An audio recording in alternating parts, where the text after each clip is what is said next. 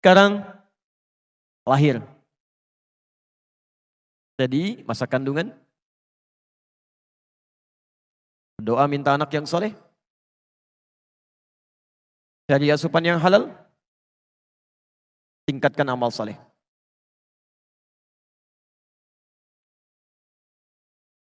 Dua, fase kelahiran.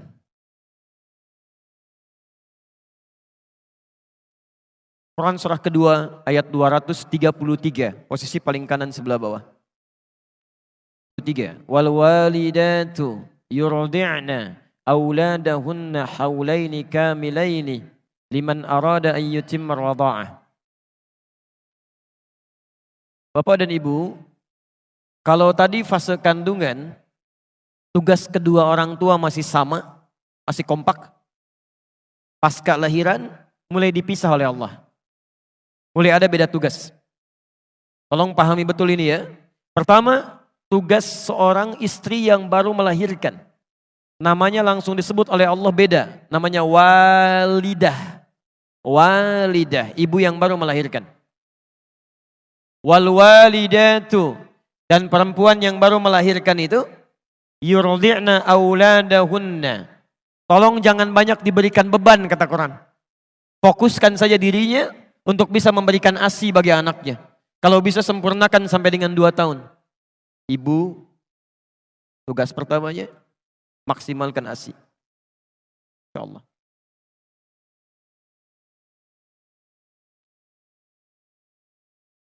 Masya Allah. Anak lahirnya bersih, suci, maka makanan pertamanya pun Allah inginkan makanan yang paling suci. Yang langsung mengalir dari ibundanya. ASI. Ini sudah tidak perlu banyak saya terangkan, banyak buku, banyak bahasan bagaimana keutamaan ASI bagi seorang anak yang baru dilahirkan sampai usia 2 tahun. Ya, jadi ini sudah ada dalilnya, orang barat banyak mempraktekkan, dan saya baru dapat kabar sebelum ke Jawa Timur bahwa di Amerika begitu bayi dilahirkan itu wajib harus diberikan ASI dulu. Dalilnya kita yang punya. Teman-teman, jadi saya kasih bocoran sedikit ya, ini rahasia di antara kita lah pagi ini. Yang paling banyak mempraktekkan isi Al-Quran dan hadis itu sekarang orang Yahudi, Pak. Orang Yahudi. Dan mereka itu paling yakin dengan Quran dan hadis, paling yakin. Cuman mereka nggak pernah sebutkan kalau ini dari Quran, ini dari hadis. Saya beri contoh ya. Dari mulai anak-anak itu kecil sampai dengan dewasanya, anak kecil saja yang dikeluarkan pendidikannya dari hadis. Tinggalkan hal-hal yang tidak berguna, ditontonan yang tidak bagus dijauhkan dari anak-anak. Hal-hal yang tidak kreatif dijauhkan dari anak-anak. Semacam kayak gadget, kayak macam-macam itu dijauhkan. Yang didekatkan tuh yang bisa menstimulasi otaknya, ya potensi kecerdasannya, dan peluang potensi-potensi kebaikan yang lain. Itu Masya Allah. Itu dimunculkan. Sampai dengan persiapan mau ke hari akhir pun, itu mereka keluarkan hadisnya. Nabi pernah menyampaikan, tanda-tanda akhir zaman diantara puncaknya akan terjadi peperangan besar. Ya, akan terjadi peperangan besar. Di mana saat kemudian terjadi pertempuran, banyak pohon-pohon yang melindungi orang Yahudi, disebut dengan pohon korkod. Nanti ada yang mengatakan di sini Yahudi bersembunyi, cepat temukan dia. Anda tahu apa yang terjadi? Sampai dengan hari ini banyak orang Yahudi menanam pohon-pohon yang disebutkan di hadis tadi. Ya, orang Yahudi aja yakin dengan hadis, kemudian dia amalkan. Kita yang mendapatkan anugerah Nabi-nya, kenapa gak kita praktekkan? Nah, ini poinnya. Maka pertama kata Al-Quran, jika sudah kemudian bayi dilahirkan, maka maksimalkan untuk memberikan ASI. Dan hebatnya, ini yang paling penting. Mohon izin ya, kalau ini mungkin bahasanya kurang menyenangkan, tapi ini yang disebutkan Quran. Wa 'alal mauludi lahu rizquhunna wa kiswatuhunna. Sedangkan bagi ayah yang baru mendapatkan karunia anak ini, jangan ganggu ibunya supaya tidak banyak memiliki perasaan-perasaan, terganggu emosionalnya, sehingga kualitas ASI yang mengalir kepada anaknya tidak baik. Maka biarkan dia konsentrasi dengan memberikan ASI-nya, maka suami memberikan fasilitas-fasilitas kebaikannya. Masya Allah. Rizquhunna, kebutuhan makannya. Kalau bisa suami yang suapi gitu kan, Masya Allah hadir di sampingnya. Kan secara psikologis begini, perempuan yang baru melahirkan itu kan setengah rasa sakitnya, itu akan hilang saat melihat bayinya. Sakit luar biasa, begitu bayi didekatkan kepadanya, itu setengah sakitnya hilang. Setengahnya lagi ketika suaminya hadir di sampingnya. Dia yang membelainya, dia yang berikan makanannya, dia yang siapkan pakaiannya, dia yang sampaikan kalimat-kalimat indahnya. Masya Allah, bayinya sudah lahir tuh, Masya Allah. Hidungnya mirip kamu nih. Tapi kok matanya mirip tetangga kita ya? Itu agak repot ya. Gak lain. Baik. Lihat stepnya. Jadi lahir, di dalam kandungan sudah punya pendidikan, ketika dilahirkan sudah diberikan bekal eksklusif untuk mencerna potensi-potensi baik supaya muncul nantinya, disebut dengan ASI. Dan itu nggak boleh terganggu. Seorang ibu terganggu emosionalnya ketika memberikan ASI, maka akan berdampak pada kualitas akan potensi yang dia dapatkan. Nah, yang paling menarik, saya mau berhenti di titik ini dulu. Sekarang mari kita lihat bagaimana sunnah-sunnah Al-Quran ditunjukkan lewat keluarga Imran yang dimintakan pada kita untuk mempraktekannya. Selain ASI, apa yang dilakukan? Quran surah 3 ayat 35 sampai dengan 37.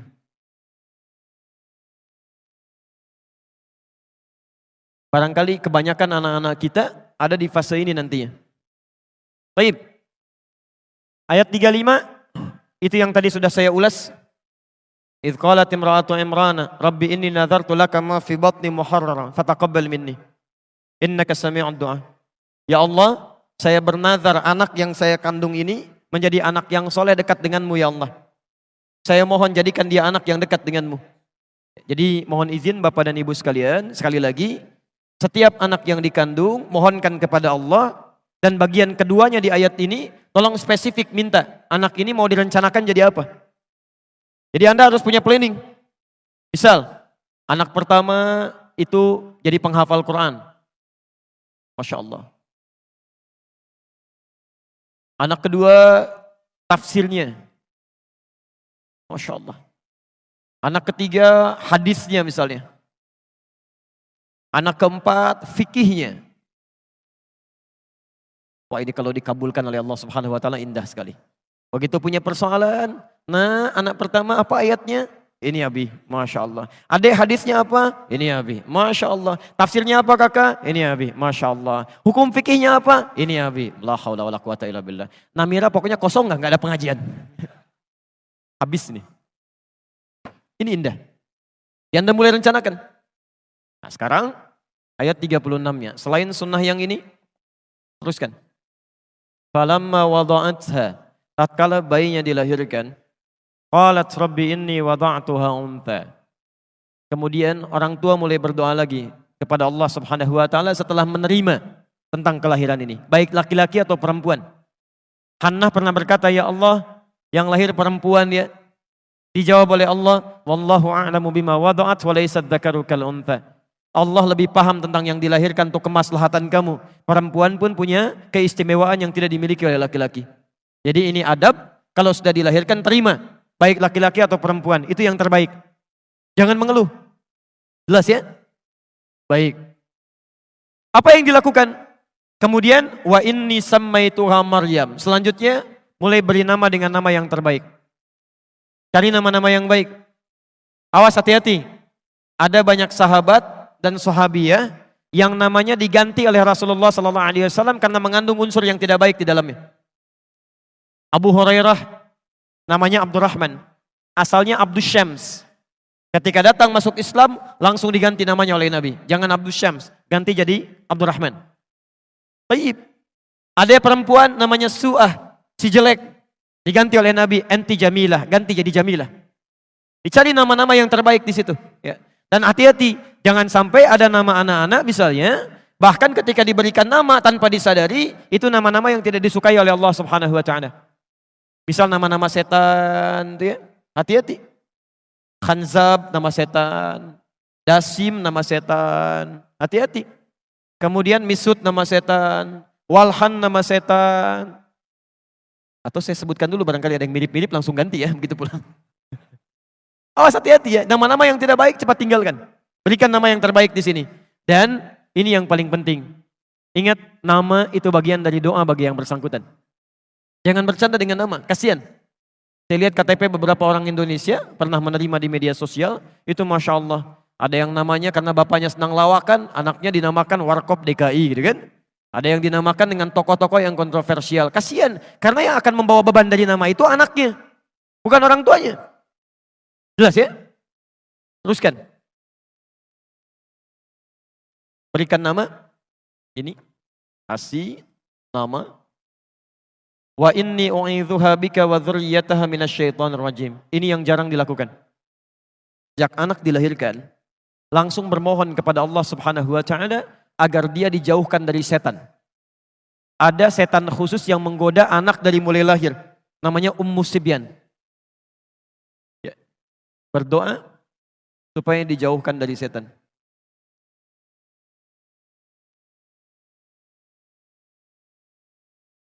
Dan Maryam termasuk manusia yang dijaga oleh Allah Subhanahu wa taala dari lahir sampai meninggal dari godaan setan. Bukan gak digoda setan, ketika setan akan menggoda diberi hijab oleh Allah. Tidak sampai kepada Maryam. Ini berkat doa kedua orang tuanya. Lanjutkan ayat 37-nya.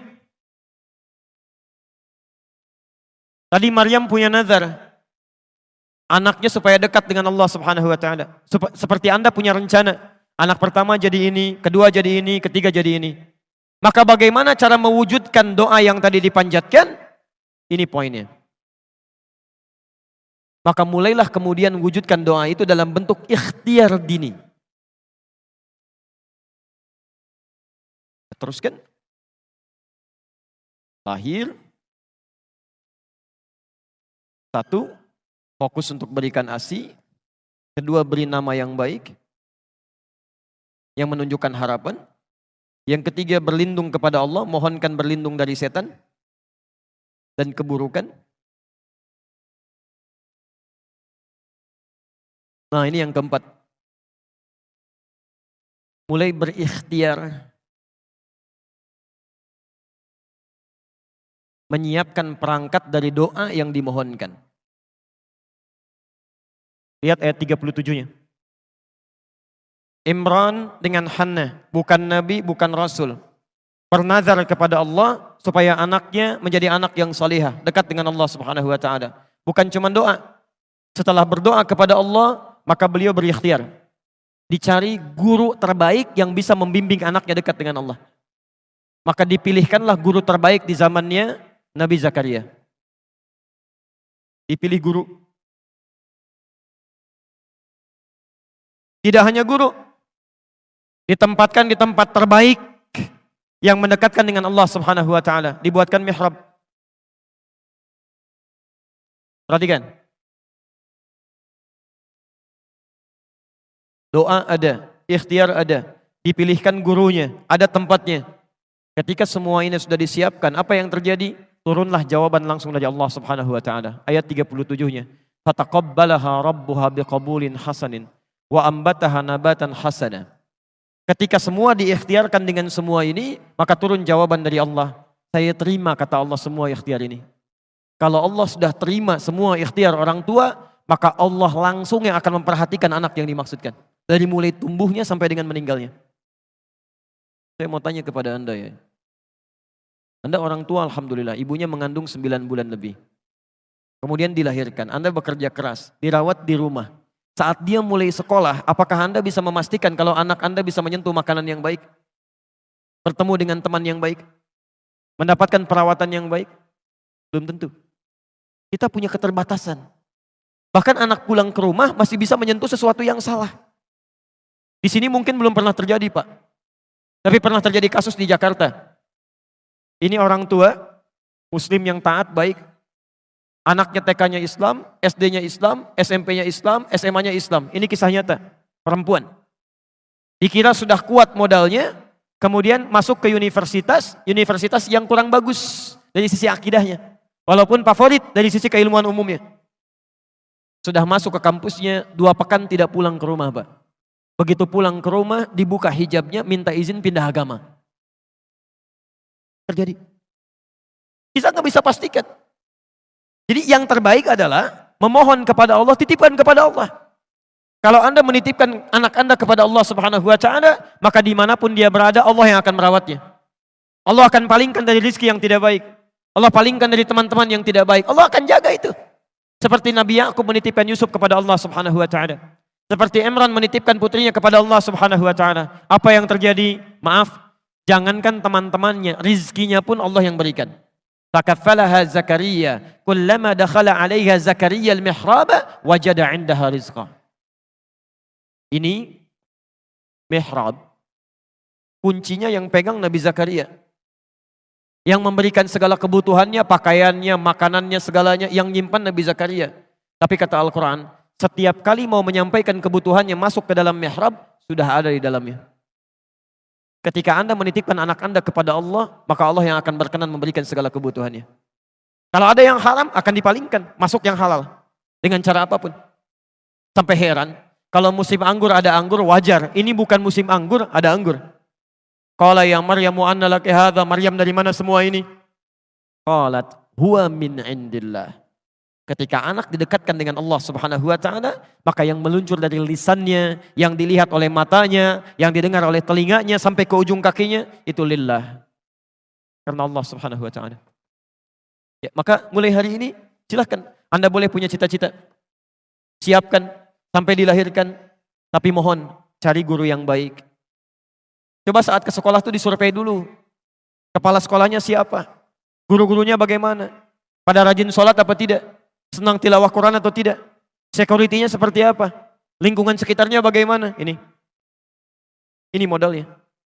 Maka apa yang terjadi? Saya tutup dulu sebentar. Segmen yang pertama ini, perhatikan.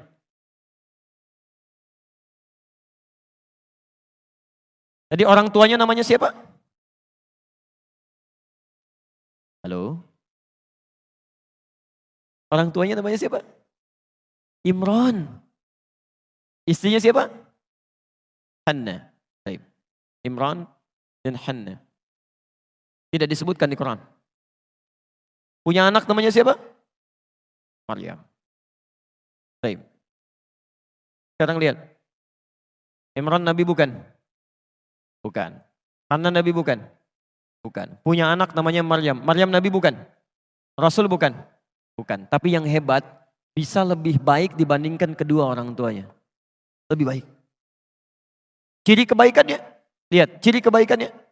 Imran dengan Hanna disebutkan dalam bentuk keluarga. Keluarga Imran, Maryam punya surat sendiri, surah Maryam. Ibunya Maryam dan bapaknya kalau ingin makan ikhtiar dulu. Maryam tidak, Allah langsung yang berikan kepadanya. Ibunya Maryam mengandung, menikah dulu dengan Imran. Maryam tidak, mengandung, melahirkan tanpa disentuh oleh laki-laki manapun. Walam yamsasni bashar. Saya berikan rumus tafsir ya. Kalau di Quran ada kalimat menunjuk kepada orang, kejadiannya disebutkan, itu tandanya tidak akan berlaku lagi di masa yang akan datang. Hanya terjadi pada orang ini saja. Maryam pernah mengandung, pernah melahirkan tanpa disentuh oleh perempuan laki-laki manapun. Dan bahasanya dikatakan Maryam binti Imran. Itu artinya tidak akan pernah terjadi kejadian ini kecuali hanya pada Maryam binti Imran saja. Jadi kalaupun ada perempuan sekarang bisa mengandung, melahirkan tanpa bapak, itu banyak. Tapi yang tidak disentuh laki-laki cuma Maryam. Kalaupun ada yang ngaku-ngaku Maryam, mungkin ada. Tapi tidak ada yang Maryam binti Imran. Cuma ini. Lebih hebat dibanding kedua orang tuanya. Sekarang Maryam mengandung, melahirkan. Lahir siapa? Isa. Nabi bukan? Rasul bukan? Rasul. Lebih baik dibandingkan dengan ibu dan kakeknya. Di ketika generasinya dilahirkan, itu selalu lebih baik daripada sebelumnya. Ini prinsip dari Al-Quran. Anak kita akan mendapatkan tantangan di masanya yang jauh daripada kita. Mesti kita siapkan lebih baik dibandingkan kedua orang tuanya. Jika punya anak lebih baik daripada bapaknya. Punya cucu lebih baik daripada kakek, neneknya, dan kedua orang tuanya. Karena tantangan dia di masa depan lebih daripada kita saat ini. Ustaz maunya untuk berdoa ketika sholat dilaksanakan posisi berdiri, ketika takbir atau selesai sholat. Kalau berdiri itu kapan? Saya pernah mendengar sujud akhir sholat itu waktu yang pas untuk berdoa. Baik, ada 4 posisi.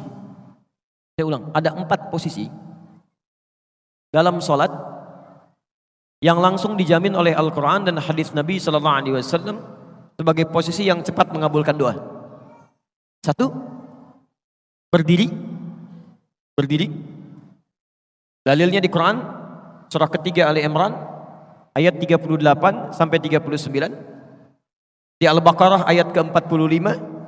Di hadis Nabi SAW riwayat Abu Daud nomor hadis 649. Nanti saya turunkan. Yang kedua, saat ruku dan sujud. Saat ruku dan sujud. Dalilnya di Quran ada di surah ke-48 Al-Fatah ayat 29. Selanjutnya 4. Jadi tadi berdiri, 2 ruku, 3 sujud di ayat yang sama. Yang keempat, sesaat sebelum salam. Setelah mengatakan innaka hamidum majid, itu ada doa yang kalau Anda bisa mohonkan dengan baik juga cepat dikabulkan. Itu riwayatnya ada di hadis Muslim nomor hadis 588. Saya mulai dari yang berdiri dulu ya.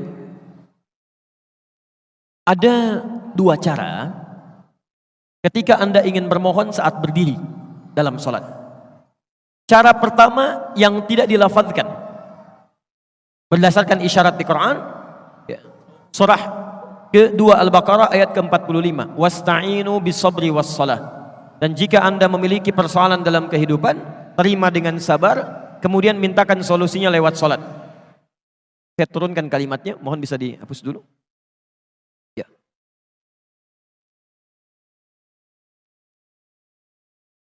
Lihat sini ya, saya berikan gambaran secara lafadznya.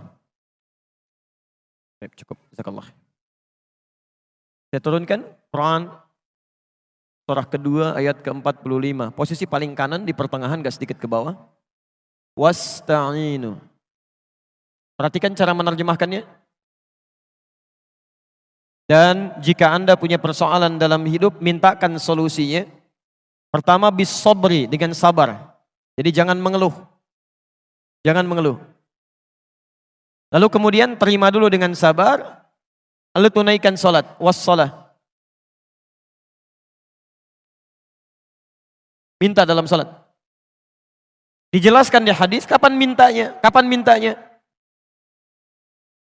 Di hadis Abu Daud. Nomor hadis 649. Lihat, fokus. Perintah Qur'annya wasta'inu, dan mohonkan kepada Allah.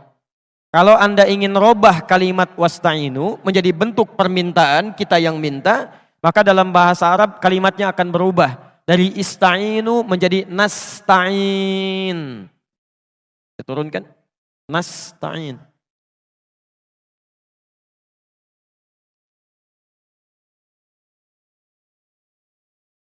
Wasta'inu, Anda minta ya. Lalu kita mau minta, robah kalimatnya dari wasta'inu menjadi nasta'in. Sekarang perhatikan. Nabi menyampaikan ketika seorang hamba dalam salatnya mengatakan, "Idza qala al-'abdu iyyaka na'budu wa iyyaka nasta'in." Ya Allah, kami sekarang salat menyembah-Mu saja. Dan sekarang kami punya persoalan ya Allah. Kami minta solusinya dari-Mu saja. Dari-Mu saja. Saat Anda mengucapkan kalimat ini, bukankah Anda ucapkan saat berdiri? Dalam mengucapkan Al-Fatihah itu? Dalam baca Al-Fatihah? Setelah Maliki Yaumiddin apa bacaannya?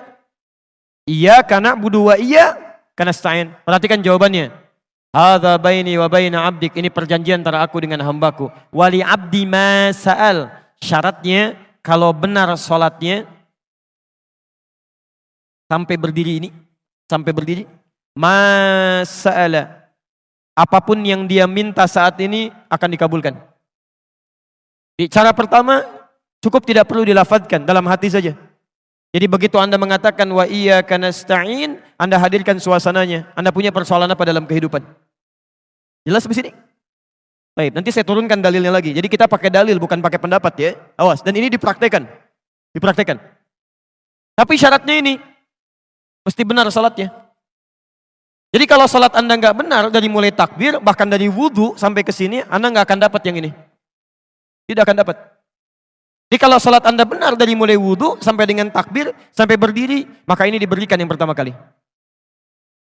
Ya. Makanya Nabi itu sangat ketat dalam masalah salat. Saya sampaikan sampai 2 kali, dari tadi malam di Al-Irsyad, sampai tadi subuh ya, di Masjid Al-Falah. Disebutkan di Al-Bukhari, nomor hadis 751, 757 di hadis Muslim nomor hadis 397. Babul musi fis shalah. Ada orang yang datang kepada Nabi namanya Khalad Az-Zuraiqi. Ya. Ja'a rajulun ila Nabi sallallahu alaihi wasallam. Datang seorang lelaki pada Nabi sallallahu alaihi wasallam. Padakhala ila al-Masjidin Nabawi, masuk ke Masjid Nabi. Fa shalla bi jambin Nabi sallallahu alaihi wasallam, salat di samping Nabi. Kemudian dia mulai bertakbir sampai salam. Falamma sallama yaminan wa shamala, tatkala salam ke kanan dan ke kiri, faqala lahu Nabi sallallahu alaihi wasallam. Nabi sallallahu alaihi wasallam langsung berkata pada orang ini, "Shalli fa innaka lam tusalli." Kamu salat lagi karena kamu belum salat. Padahal sudah salam. Dia mengulang sampai 3 kali, tapi Nabi mengucapkan kalimat serupa. Anda salat lagi karena Anda belum salat. Apa kata orang ini? Ya Rasulullah, ma uhsinu ghairah, alimni. Ya Rasulullah, saya enggak bisa lebih baik daripada ini. Tolong ajarkan saya. Maka diajarkan oleh Nabi dari mulai wudu, Pak, sampai dengan salam. Idza qumta ila shalah asbighul wudu, famastaqbilil qiblah, fama fakabbir. Kalau kamu mau salatnya bagus sempurna, sempurnakan wudu begini caranya. Kemudian menghadap ke arah kiblat sampai kakinya diatur, bagaimana cara berdirinya, bagaimana lebar kakinya, bagaimana cara bertakbirnya, bagaimana cara bersedekapnya sampai akhirnya. Sampai di situ Nabi mengatakan di Al-Bukhari nomor hadis 651, "Shallu kama ra'aitumuni usolli." Salatlah kalian seperti persis melihat saya. Saking ingin benarnya salat kita bukan masalah fikihnya, tapi Nabi ingin memastikan bahwa kita yang salat mendapatkan minimal karunia ini. Jelas di sini? Yang kedua, ada yang boleh dilafadzkan dalam berdiri. Boleh, bisa dilafadzkan. Jadi yang ini belum dilafadzkan, masih memohon. Yang kedua yang dilafadzkan. Kapan itu dilafadzkan? Setelah membaca Al-Fatihah. Setelah membaca Al-Fatihah. Antum kalau selesai baca Al-Fatihah dalam sholat baca apa? Halo? Jangan katakan wallahu a'lam, enggak ada. Waladhdallin, wallahu a'lam, enggak ada. Baik, setelah baca Al-Fatihah baca apa? Surah. Baik. Surah itu dari mulai Al-Fatihah sampai dengan An-Nas tidaklah diturunkan oleh Allah. Tidak diturunkan oleh Allah sebagai Al-Quran itu untuk sekedar dibaca, bukan. Saat pertama kali diturunkan oleh Allah, itu disebut langsung oleh Quran dengan nama Hudan. Quran, surah kedua ayat 185. Posisi paling kiri di pertengahan. Syahrul Ramadan alladzi unzila fihi al-Quran Hudan linnas. Hudan. Artinya bisa petunjuk, bisa solusi dari berbagai masalah, bisa hal yang memudahkan dalam kehidupan. Itu Hudan. Lihat kalimatnya, lihat. Isi Quran itu dari Al-Fatihah sampai dengan An-Nas. Allah menyampaikan tuh hudan linnas, solusi dari setiap persoalan hidup yang dialami oleh manusia. Jadi kalau ada manusia walaupun dia tidak beriman, dia belajar Quran bisa mendapatkan bagian kemudahan dalam hidupnya. Makanya saking sayangnya Allah pada orang beriman, dipaksa oleh Allah dalam tanda petik supaya dia mendapatkan hudan, solusi kemudahan dalam hidupnya. Bagaimana caranya? Dipindahkan ayatnya ke Al-Baqarah ayat 2 sampai 3, posisi paling kiri dari atas sampai ke tengah. Dzalikal kitabu la raiba fi hudal lil muttaqin.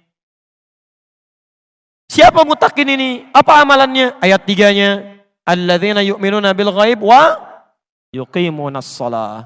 Diminta oleh Allah menunaikan salat ini supaya mendapatkan hudan. Bagaimana cara mendapatkannya?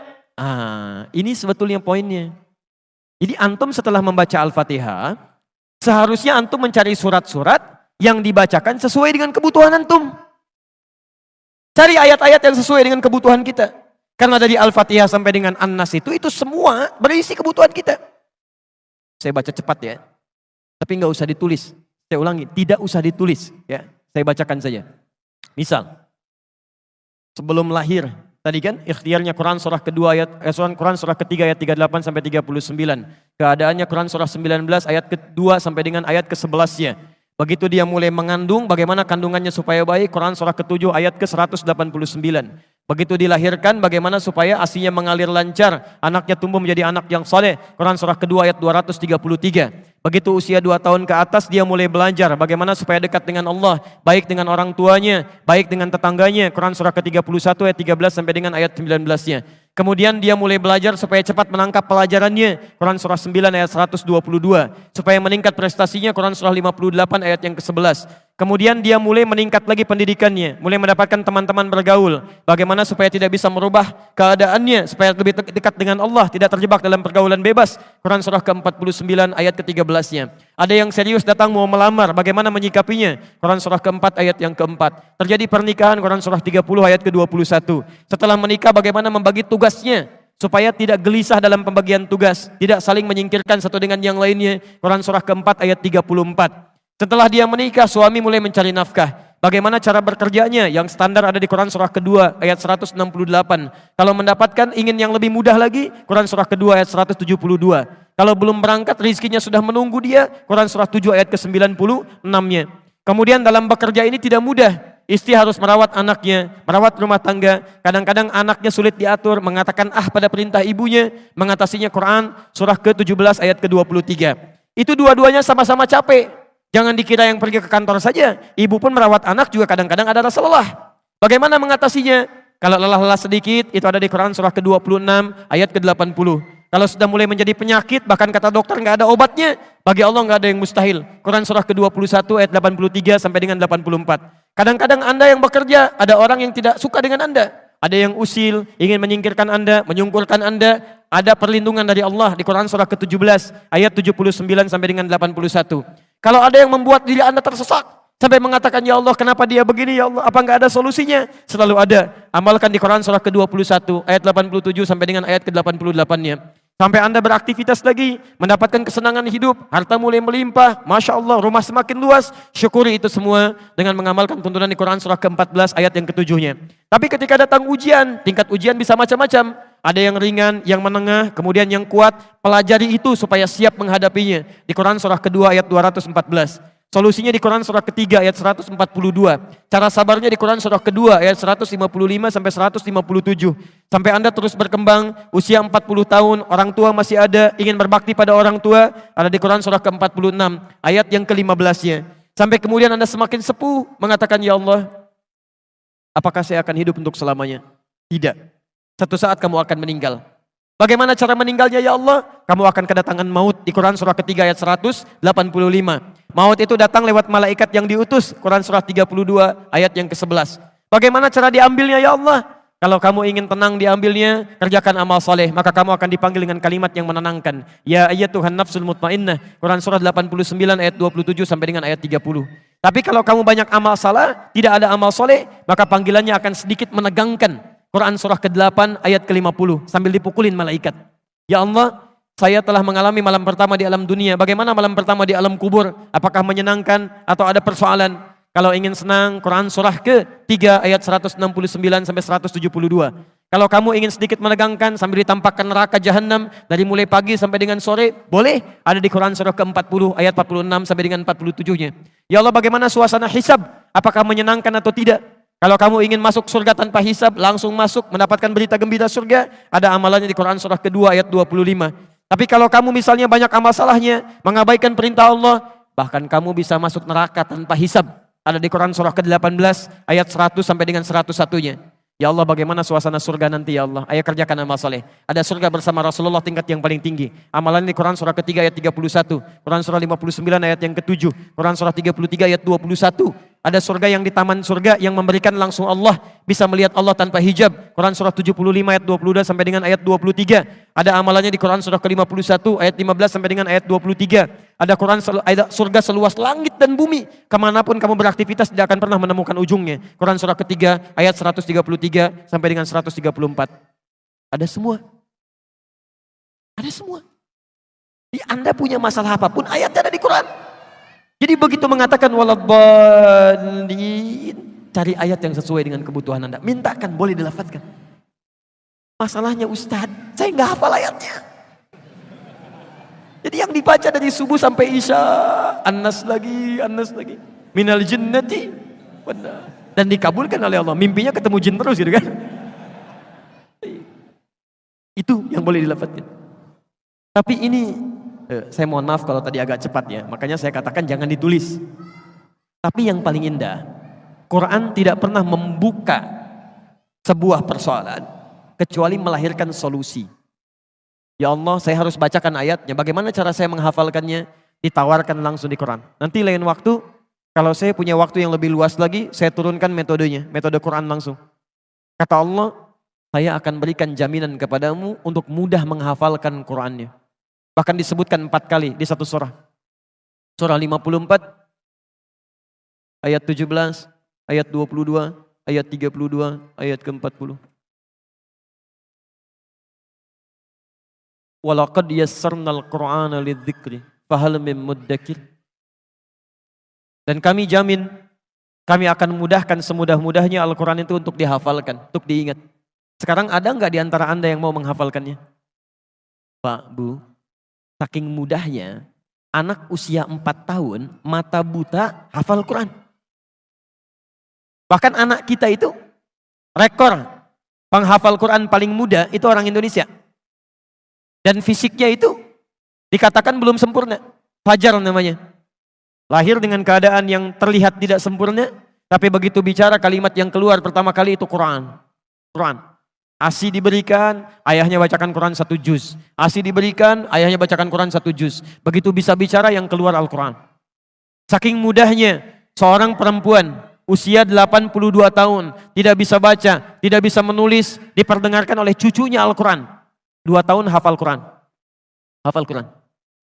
Jadi menghafal Quran itu sulit atau mudah? Kalau mudah kenapa sampai pagi ini belum hafal? Kalau sulit di mana sulitnya? Karena semua orang mengatakan mudah. Nah, ini mungkin yang harus kita pelajari. Nanti lain waktu, nanti saya turunkan metodenya. Kita sudah buat PowerPoint-nya. Bahkan alhamdulillah kita sudah susun mushafnya. Kita bikin mushaf At-Taisir. Nanti lain waktu saya turunkan bagaimana metode menghafal Quran lewat Al-Quran. Bukan metode buatan manusia. Dan ini standar. Semua penghafal Quran akan mengikuti metode ini. Ya, kalau metode sudah banyak sekarang, sesuai dengan pengalaman masing-masing. Ada metode menghafal Al-Quran semudah tersenyum gitu kan. Ada sudah senyum-senyum gak hafal-hafal misalnya kan. Itu bukan masalah metodenya yang salah, andanya yang gak serius. Ada yang demikian. Ya. Nanti kalau ada waktu, saya coba berikan teori singkat. Insya Allah Anda tidak nyampe 5 menit hafal 5 ayat. Dengan nomornya sekaligus. Dengan ayatnya, dengan nomornya. Mau insya Allah? Nanti di akhir ya, karena cuma butuh 5 menit saja insya Allah. Saya teruskan dulu ini. Jadi saya kira sudah terjawab ya, yang ini. Nanti dalam ruku ada, dalam sujud ada, termasuk sesaat sebelum salam. Karena tidak ditanyakan, nanti lain waktu kita bahas. Waalaikumsalam warahmatullahi wabarakatuh. Apakah semua orang sudah ditetapkan takdirnya oleh Allah Subhanahu wa Ta'ala? Dan apakah orang kafir itu sudah takdir Allah? Pertama begini, antum pahami dulu apa itu takdir. Takdir itu pilihan hidup. Pilihan. Yang pilihan kita itu kemudian ditetapkan oleh Allah Subhanahu wa Ta'ala. Jadi Anda bisa terbuka ingin mengambil atau tidak, itu pilihan Anda. Karena itu manusia diberikan kemampuan untuk memilih. Misal, baik dan buruk. Allah ciptakan ini baik, ini buruk.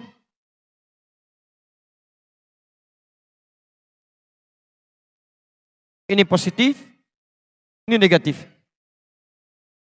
Apa-apa itu dunianya, anak-anak memang begitu ya. Kalau tidak teriak-teriak ya jalan-jalan. Atau lompat-lompat, yang paling aneh orang tuanya yang teriak-teriak ya. Atau yang jalan-jalan, biarkan aja itu dunianya. Cuma dikondisikan aja. Lihat sini.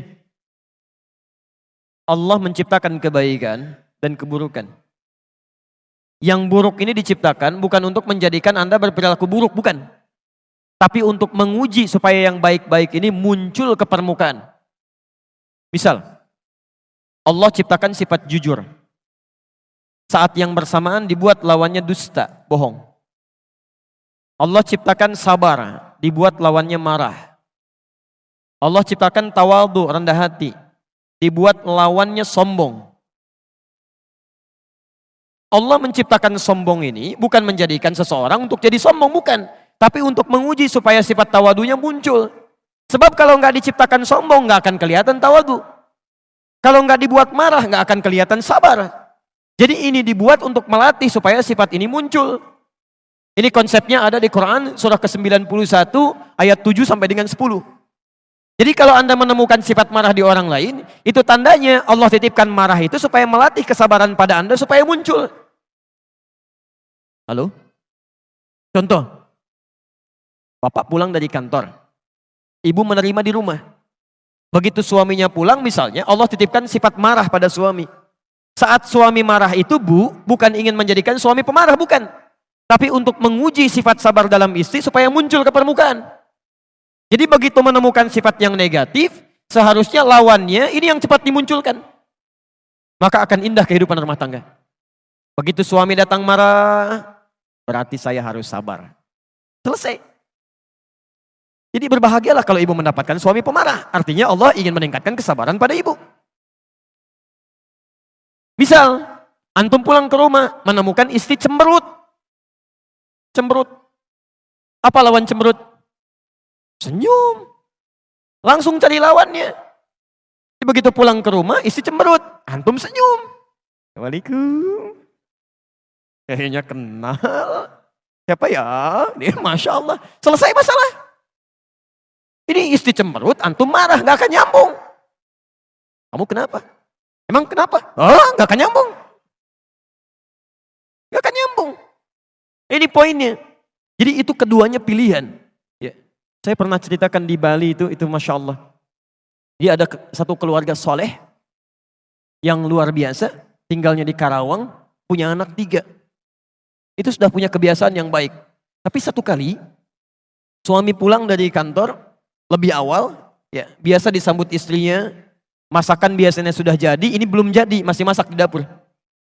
Maka disambutlah suaminya, dicium tangannya, karena suami lelah, capek dan lapar, maka minta pada istrinya supaya dibuatkan dulu makanan pembuka.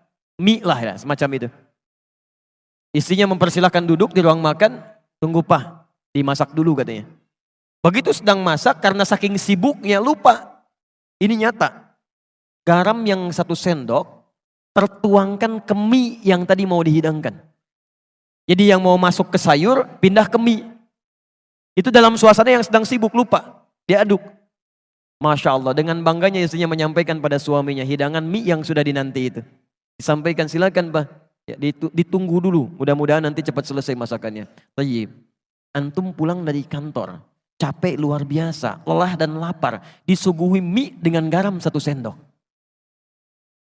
Bagaimana respon pertama yang akan Anda katakan? Masya Allah, lihat-lihat kalimatnya. Ini keluarga sudah paham dengan konsep ini. Apa lawan garam, apa rasanya? Asin. Apa lawan asin? Maka keluarlah kata-kata yang manis itu. Ini sayang. Anak 3 manggil sayang. Masya Allah di dapur. Datanglah istrinya. Belum selesai Bu. Kalimat keduanya lebih manis lagi. Sini duduk samping papa berdua. Belum selesai. Kalimat ketiganya ini pamungkasnya. Helwa Masya Allah. Sini papa suapin. Jarang rasanya kita makan berdua. Manis. Gak ada kata-kata kasar. Jarang rasanya kita makan berdua. Sini papa suapin. Istri mana yang tidak senang dengan tawaran suami? Mau disuapin lagi? Apa yang terjadi? Ketika mulai disuapi, ini nyata. Ketika disuapi, istrinya merasa ada yang tidak beres di situ. Dia tidak tertawa, tapi dia menangis Pak. Dia turun ke lantai, dicium kaki suaminya. Dia minta maaf. Maafkan mama Pak. Mama tidak sengaja, katanya tidak tahu. Apa kata suaminya? Jangan begitu, diangkat. Papa kan cuman katakan, lama rasanya kita nggak makan berdua. Apa yang terjadi? Gara-gara garam 1 sendok yang asin ini, muncullah cinta yang sangat manis bersemi. Laparnya hilang, keduanya masak di dapur bersama-sama. Jadi kalau ada seseorang, ini dipilih yang baik tentang iman, kemudian ini kufur, dia diberikan pilihan untuk memilih apakah ingin beriman kepada Allah atau ingin ingkar dari Allah.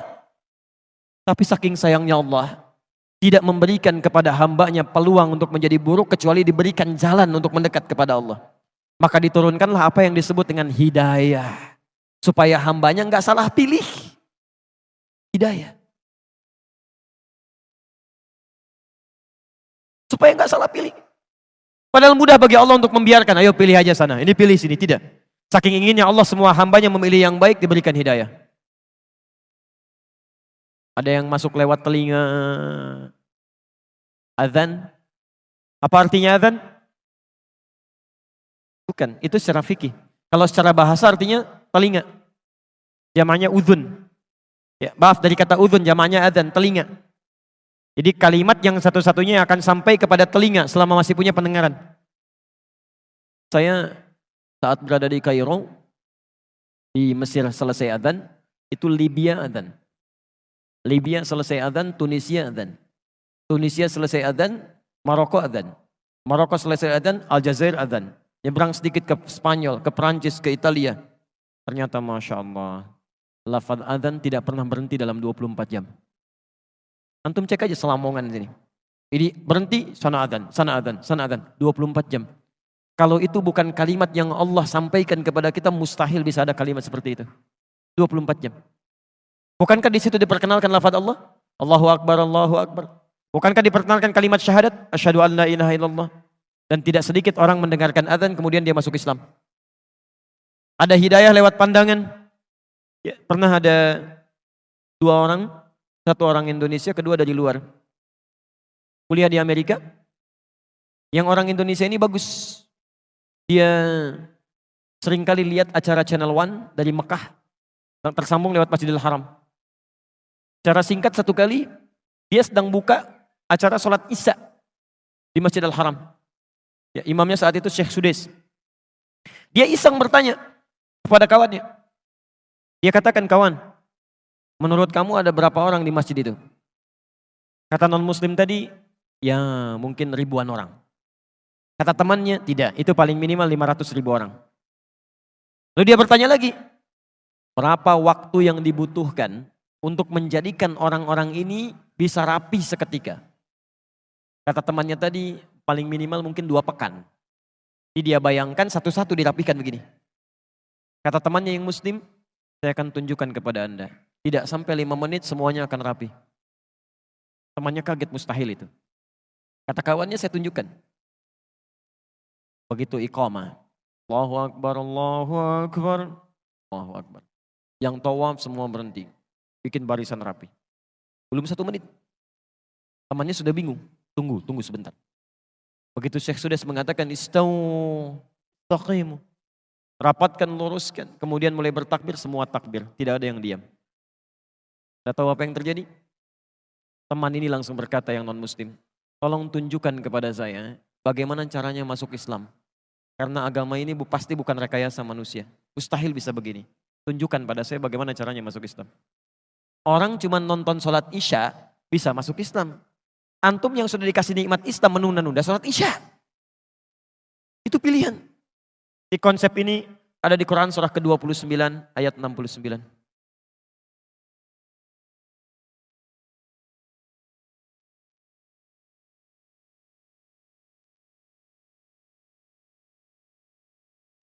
Saya bahas satu lagi ya. Jam berapa kita zuhurnya? Masih 44? 45, baik. Berhenti ya? Baik. Enggak, saya ambil jeda sedikit karena saya masih berproses. Ya masih ada tenaga yang harus dikumpulkan, tapi pelan-pelan.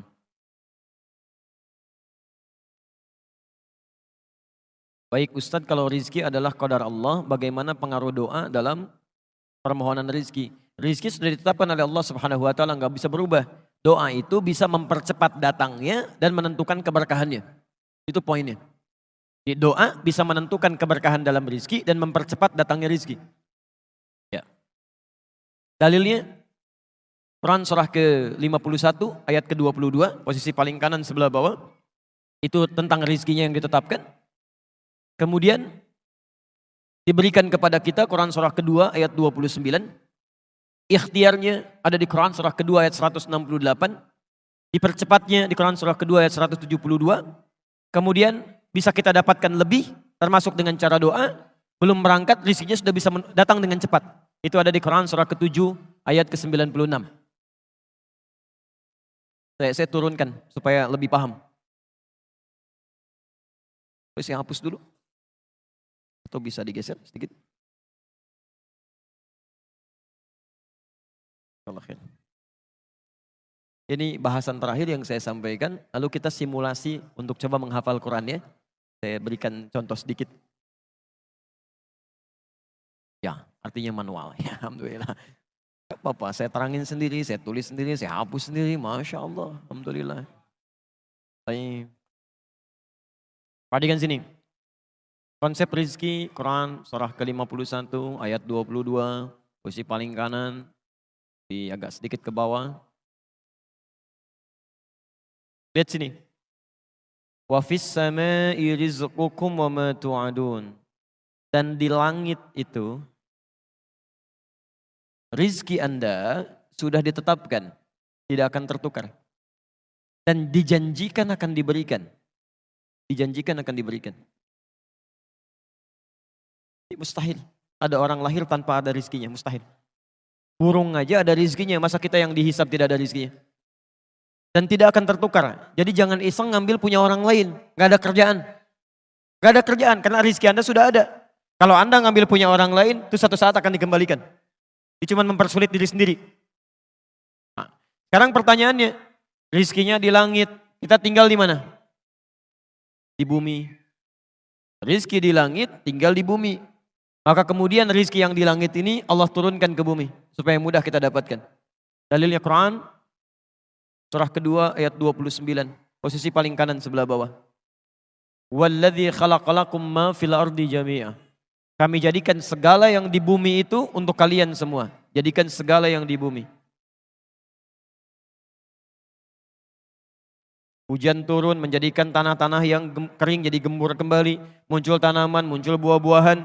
Di bawahnya kemudian ada macam-macam, ada emas, ada tembaga, ada nikel, ada macam-macam segala turunan ke bawahnya. Anda ambil itu, Anda olah, hasilnya jadi masjid, jadi bangunan, jadi rumah, jadi macam-macam. Baik.